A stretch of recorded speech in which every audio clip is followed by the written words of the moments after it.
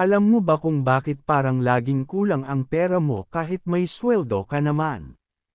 Bakit isang linggo pa lang, ubos na agad?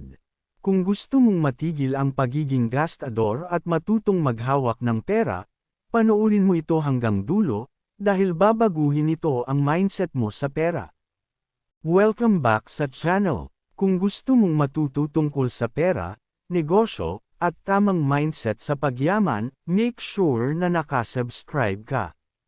Ngayon pag-uusapan natin, paano itigil ang pagiging gastador.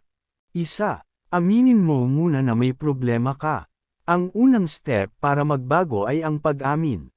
Kung lagi mong sinasabi, deserve ko to. Minsan lang naman. Next month na ako magtitipad. Yan ang dahilan kung bakit hindi ka makaipon. Reality check. Hindi ka mahirap dahil maliit ang kita mo. Minsan, mahirap ka dahil hindi mo makontrol ang gastos mo. Dalawa, alamin kung saan napupunta ang pera mo. Sa loob ng 30 days, isulat mo lahat ng gastos mo. Kape 150, online shopping 800, milk tea 120, food delivery 500. Minsan hindi mo namamalayan, maliliit na gastos ang sumisira sa budget mo. Kapag nakita mo na sa papel, doon mo marirealize. Grabe, dito pala nauubos pera ko. 3. Gumamit ng 24 na hour rule. Bago ka bumili ng kahit ano na hindi kailangan, maghintay ka muna ng 24 hours. Gusto mo ng bagong sapatos. Gusto mo mag-checkout sa Shopee. Hintayin muna ng isang araw. 80% ng impulse buying mawawala kapag hindi ka agad bumili. 4.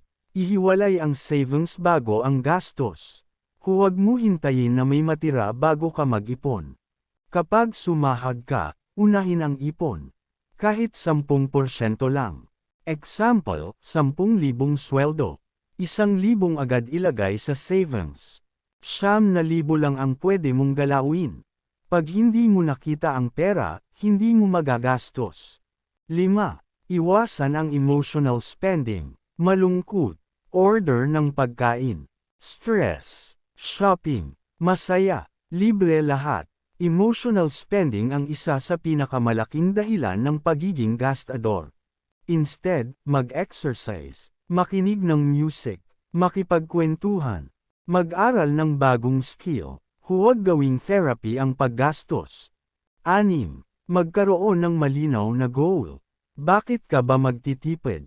Para sa emergency fund, para sa negosyo, para sa bahay, para sa freedom. Kapag may malinaw kang dahilan, mas madali mong tatanggihan ang temporary pleasure. Remember this, short-term happiness or long-term freedom. Ikaw ang pipili. 7. Palitan ang identity mo. Huwag mong sabihin, gastador talaga ako. Sabihin mo, ako ay taong marunong mag-control ng pera. Ang identity mo ang magdidikta ng actions mo. Kung gusto mong yumaman, hindi sapat ang malaki ang kita. Kailangan marunong ka mag-control ng gastos. Ang pagiging gastador ay habit. At ang habit, kayang baguhin. Kung may natutunan ka, comment mo. Simula ngayon, hindi na ako gastador.